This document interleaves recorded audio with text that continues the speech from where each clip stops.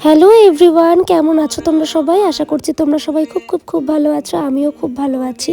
So আজ হচ্ছে আমার ফিফথ আইবুড়ো ভাত। তো আমি রেডি শেডি হয়ে নিয়েছি, দেখতেই পাচ্ছ। আজ যাব হচ্ছে কাঁচরাপাড়া। কাঁচরাপাড়া কারণ পুরবীর বাড়িতে, পুরবীর তরফ থেকে আজকে আমাদের আইবুড়ো ভাত দেওয়ার কথা। তো ওই জন্য এই যে দুজন মিলে বেরিয়ে পড়েছি, দুজনেই যাচ্ছি যেহেতু। বাট যাওয়ার আগে আমরা এখান থেকে নিয়ে নিচ্ছি আগে মিষ্টি। পায়াডাঙ্গা থেকেই মিষ্টিটা নিচ্ছি আমরা। আর আমরা আজকে যাব ট্রেনে। তো এই যে আমরা চলে এসেছি পায়াডাঙ্গা স্টেশনে, দেখতেই পাচ্ছ। তো চলো এবার ট্রেনটা এখনই ঢুকবে, তো ট্রেনে ওঠা যাক। আর তারপরে নেমে এই যে কাঁচরাপাড়া নেমে গেছি আমরা দুজন। তো চলো পুরবীর ওখানে আগে যাওয়া যাক। তো এই যে উনি আমাদের জন্য ওয়েট করছেন রাস্তায়, তো আমাদের নিতে এসে, দেখতেই পাচ্ছ। আর ও যতবার আমাকে বলে ভিডিও করবি না, আমি ততবারই ওকে ভিডিও করে করে দেখাই। তো এই তো চলে এসেছি এনার বাড়িতে। আর আমরা যে কী বকবক করছিলাম সেগুলো তো বাদই দিলাম। তো এই দেখো, ও দেখাবেই না আর আমি ওকে দেখিয়েই ছাড়বো। এইভাবে জোর জবরদস্তি আর কি। আর আসার সাথে সাথেই এই টেস্টি টেস্টি খাবারগুলো চলে এসছে আমাদের সামনে। ওটা ছিল কড়াইশুঁটির কচুরি, না ঠিক কড়াইশুঁটির পরোটা, তার সাথে আলুর তরকারি, আর ওটা পিঠে ছিল। তো এবার পুরবীর সাথে আমরা বেরিয়ে আসলাম এখানকার সবচেয়ে জাগ্রত ওদের বাড়ির পাশে যে মন্দির, বুড়োমার মন্দির, তো ওখানেই আগে আসলাম। তো এখানে কিন্তু এই বুড়োমার মন্দিরে আমাদের যেমন বড় মা, সেরকমই এখানে বুড়োমা আছে। উনিও কিন্তু খুব জাগ্রত। তো এই মন্দিরটা দেখতে পাচ্ছ, এই জায়গাটা মানে এখানে কিন্তু কোনো ঠাকুরের মূর্তি নেই, একমাত্র যখন পুজো হয় তখনই মূর্তিটা থাকে। তার আগে ওই যে ঘট পুজো, এটাই হতে থাকে। তো এই তো। আর আশেপাশের আমাদের ঘোরা হয়ে যাওয়ার পরে এই যে গোলাপ ফুলটা গুঁজে নিয়েছি, একজনের বাড়ির থেকে পুরবীর চুরি করে নিল, সেখান থেকে আমি লাগিয়ে নিলাম, এই আর কি। মানে চুরি ঠিক না, ওর বন্ধুর বাড়ির থেকেই নিয়েছে। তো তারপরে এই পাশেই একটা ছিল আশ্রম, এটা হচ্ছে ওই শ্রীগুরুর আশ্রম। তো ওখানেই এসেছি। এখানে ভাবলাম তোমাদের সাথে একটু শেয়ার করে দিই। তো চলো আগে দেখাতে থাকি তোমাদেরকে।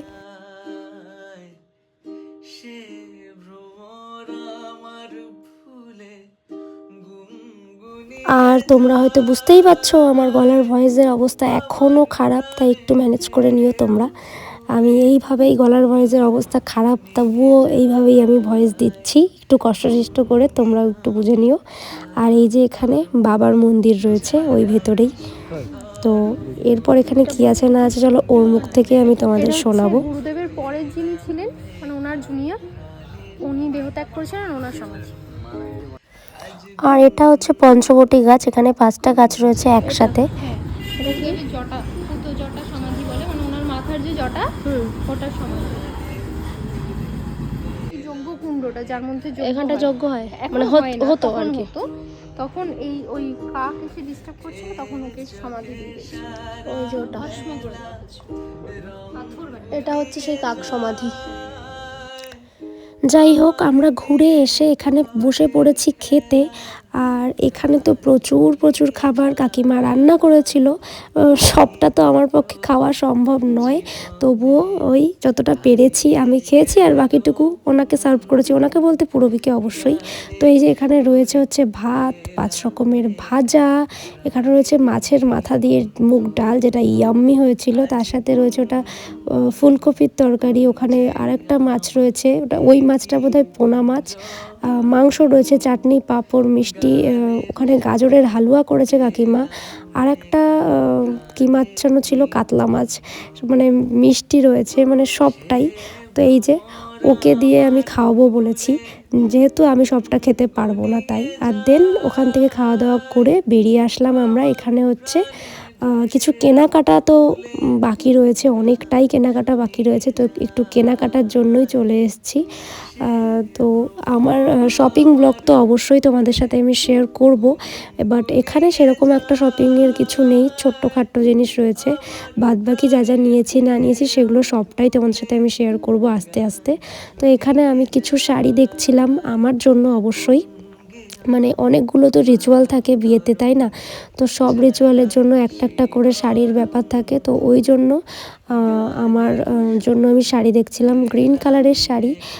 আমার হচ্ছে একটা গ্রিন শাড়ি নেওয়ার আছে, সেই জন্যই আমি শাড়িটা দেখছিলাম। তো কোনটা ভালো লাগছে সেটাই এক এক করে দেখে নিচ্ছিলাম।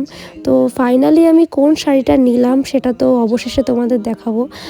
তবে এই যে এক গাদা গাদা হলুদ শাড়ি খুলে বসেছি দেখতেই পাচ্ছ, এই শাড়িগুলো মানে আলটিমেটলি একটা শাড়ি আমি নিয়েছি, তবে এখান থেকে নিইনি, পরে আবার নেব। এখানে তার আগে ঢুকে পড়লাম একটু তোমায় সাজাবো যত্নতে, এত শুনেছি এখানকার নাম, তাই আর না ঢুকে পারলাম না। তো এখান থেকেও একটা জিনিস আমি নিয়েছি। আর তারপর আবার চলে আসলাম আরও একটা শাড়ির দোকানে, আবারও গাদা গাদা হলুদ শাড়ি আমি বার করে দেখছি। তো যাই হোক, এইভাবে আমরা দেখতে থাকি, আর লাস্ট ফিনিশিং কোনটা নিই সেটা তো বিয়েতে তোমরা দেখতেই পাবে অবশ্যই। তো এই ব্লগটা এই অবধিই থাকলো, কেমন লাগলো জানিও, বাই।